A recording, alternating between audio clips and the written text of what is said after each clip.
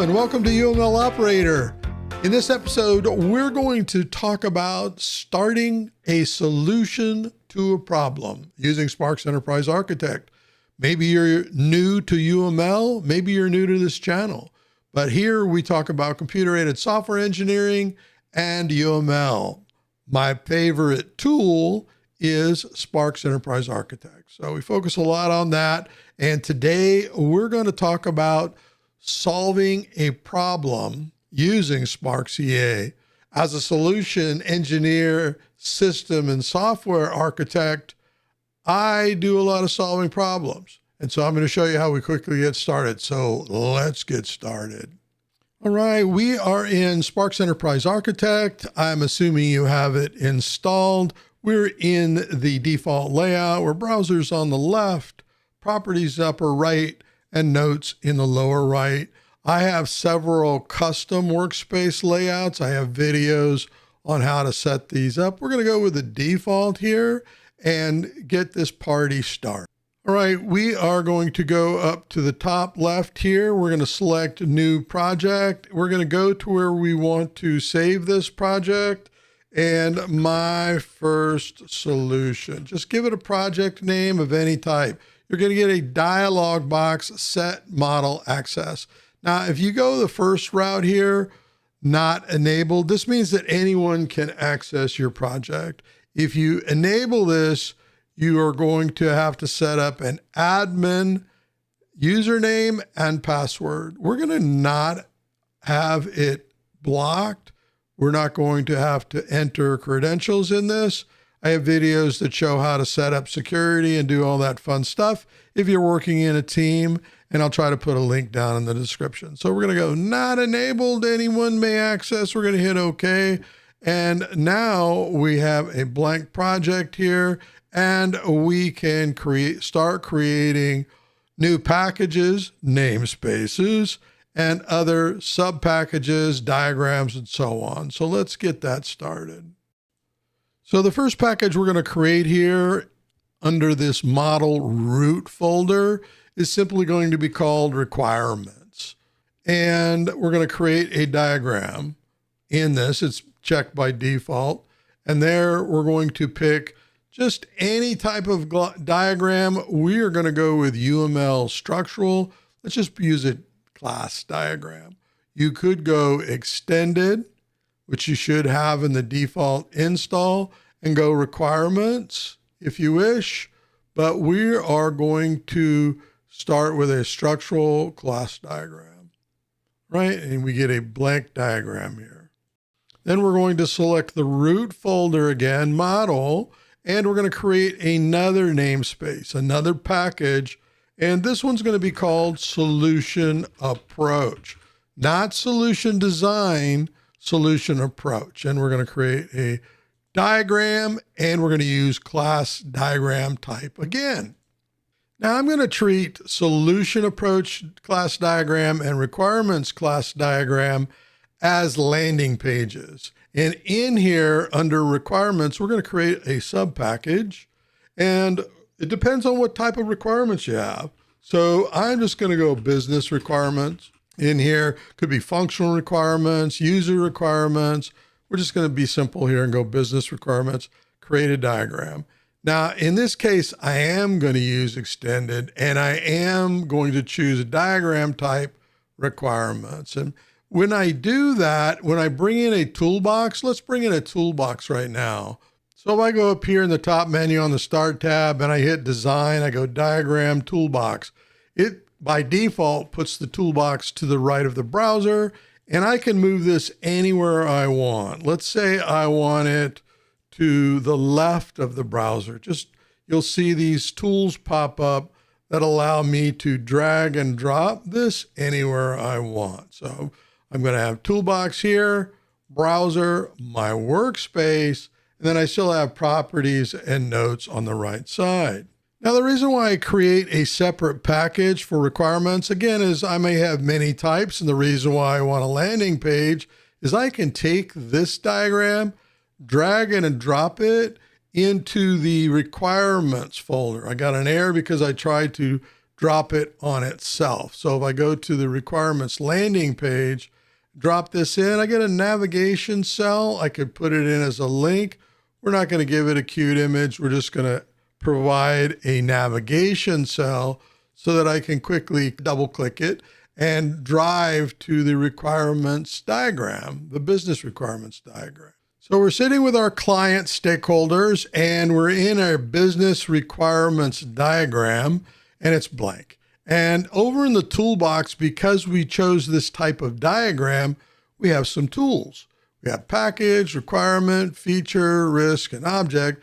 And then Sparx provides some extended requirements, functional, business, user, and so on. All right. Now this is business requirements. We could use either one of these. Let's look at the difference. We're going to grab a generic requirement and drop it in. Now we're going to come down and drag a business requirement. You can click on it, you don't have to drag it.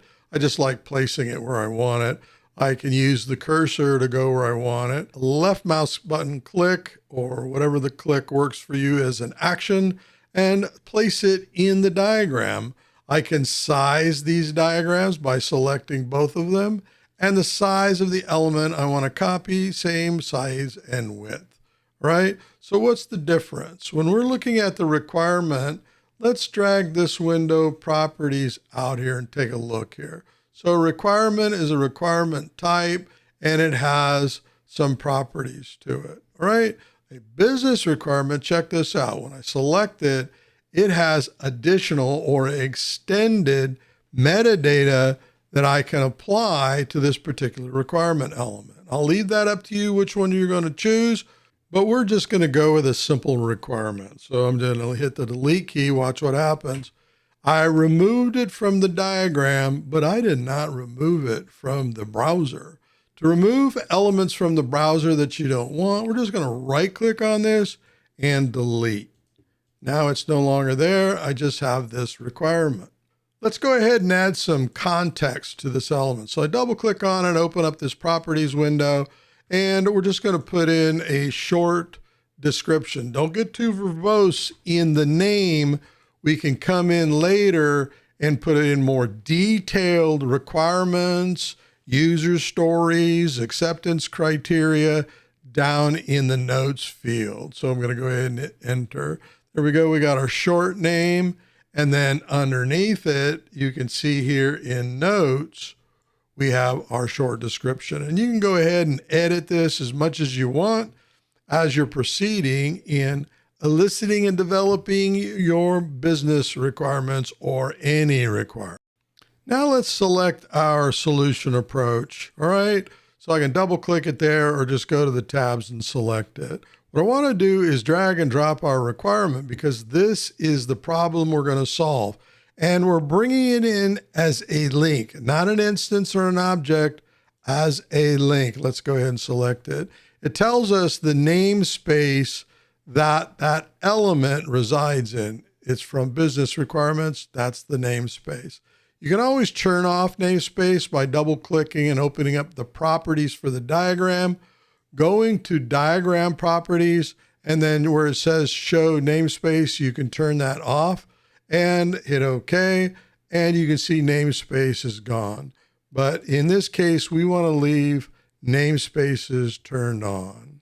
Now, because we're in a class diagram type, we have the class toolbox over here. And let's just bring in a class element and let's just give it a name, company website. And then we're going to bring in another class element and we're going to call this sales page, right? And this requirement happens to be relevant to this class element right here. Now, what we're going to do next as a solution architect is we're going to grab this little arrow right here, drag it and drop it over to the requirement element, and we're going to let go. And we have this quick access menu that pops up, and you have these choices in connector types. You could use trace, saying that sales page traces to this requirement, realization, saying that the sales page implements this requirement. We're going to use realization. And if we come up here to design tools again on the start menu and choose trace, we get a new dialog box here. So I select this element. What we're saying is that the sales page implements this requirement. If I select the requirement, it says this requirement is realized by the sales page. Now, Sparx allows you to drag and drop these windows anywhere you want. And I want to create a workspace that's productive for solutioning or business requirements analysis. So traceability I want to keep. And what I'm going to do first, I'm going to take properties and drag and drop it right over notes. So I have notes and properties. I want traceability on top of this too. So you see these little indicators? I can put it to the left, the right, wherever I want. I want to put it right on top of it. So I have notes, properties, and traceability. And I like to have browser in the upper right. So I'm going to hold down the left mouse button, drag this window over, and I'm going to put it above notes, properties, and traceability, right? And I can change the size of it and so on. So I have toolbox on the left now, workspace, and then I have browser for navigation. Be sure to save. See this asterisk right here on Solution Approach tab and this asterisk right here on Business Requirements. I'm going to hit Control S, but I'm going to save both these. So both of them are saved and I'm safe. It's not necessarily that you're going to lose your work on content that you did in each one of these elements. It's that you're going to lose, if the power goes out or something happens, the geometry, the organization of the elements when you're working. So Solution Approach needs to be saved. There it is, saved. Next, let's draw a connection from sales page to company website. And this time what we're going to do is make this a composite, right? So composition to whole, let's do that. The dark arrow, and I've got a video that tells you about all the UML connection types. But what we're saying here, if we go to traceability, and let's drag traceability back out here. What we're saying here is the company website is composed of sales page. And if we go to sales page, the sales page implements this requirement and is part of the company website. So we're telling our story here in our solution as we're going forward. And we're going to add a lot more intelligence to, well, what's the company website? We're going to put a description in the notes. What's the sales page? We're going to put a description in the notes. We already have some detail in requirements, but we may want more. We may want to put a description within the connection, the realization properties, that explains, well, what is this connection from sales page to the requirement? What is this connection between the sales page and the company, right? You can see in properties, your source is the sales page, your target is the company website.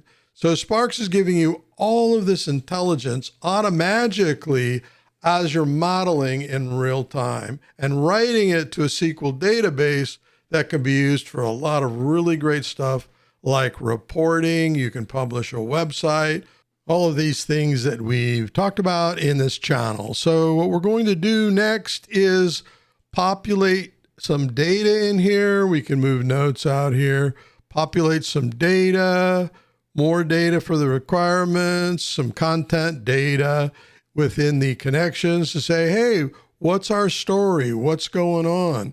And then from here, we can hit Function Key 8, or we can go up to Publish tab. Let's go to Publish tab. Function Key 8 is the shortcut. And let's generate using Report Builder. Brings up the same dialog box. We're just going to publish this solution approach using the template provided model report. And we're going to generate. And then what we're going to do is view. And let's go ahead and set traceability back over here, notes back over here. And here we go. We have a report with intelligence that we provided from our SQL database in Sparx that allows us to do reporting. So it has our diagram, which we showed here. It has talks about the requirement that we've got involved here. here's the external requirement, add new product, and what it's doing from a connection perspective. It's realizing there's an aggregation here to the sales page, composition, if you will, that we talked about. So all the intelligence we provided is solving the problem for the original requirement. All right, so we've customized our workspace, and what we can do is go to Start tab. We can go to Workspaces, and you can go to My Workspaces or Workspaces. Let's go to just simply Workspaces. These are all the canned system templates in red that Sparx provides for you. So you actually have one down here for requirements. Let's take a look at it. I'm going to apply it, which is going to remove the workspace that we created, but let's take a look at it. So in this case, browser's on the left, traceability is on the left, lower left. We have toolbox, we have our workspace, and we have properties, the full view of properties, and notes on the right. Now, if you wanted this canned workspace, we can move notes over here. Maybe you like the way this was set up. Then what you can do is go to Workspaces. You can go to My Workspaces, and you have an area where you can save your own custom workspace. And you can see I've got half a dozen that are here. So I can also get back to canned. I can go to Workspaces, and we're not going to talk about ribbons. Then here I can create new, and I can say, give it a name, My Requirements Workspace, or whatever you want to as a unique name within your own custom. Include active windows. You might have some other windows that are up, like scenarios, but that's a more advanced subject we talk about in the channel. We'll talk about that later on again. Then we're going to hit save. Now I have my own. If I go all the way up to the upper left here, now I have one called My Requirements. So I can move between my custom workspaces. This is my custom default workspace. And then, or if I want to go to My Requirements, here we go. Instantly move between modeling perspectives and workspaces as you're delivering. All right, we're going to wrap up now. I've been getting quite a few requests to do, how do I simply get started in solving a problem in my company or my development shop? So multiple questions coming in. Thought I'd take a break and do this quick video, hopefully quick. So you've learned how to create your own requirement namespace where you can put all your requirements, your problems to solve. You learn how to create a namespace for solving those problems and solutions. And you've learned how to build reports. I talk about custom reports with your own logo and all of that fun stuff in here. We didn't get a chance to talk about views. You can certainly slice and dice your views any way you want. You want to show relationships. I only want to see what's connected. You can also handle connections from various views that are available. And you can also get into delivery where you're talking about the elements, make assignments, set time frames, and all of that. So much more. And not only solving your problems, but delivering those problems as well. So thanks very much for watching. Please leave comments down below. Provide feedbacks, questions, concerns, and I'll try to get back to you as soon as I can. Until that next episode, happy modeling.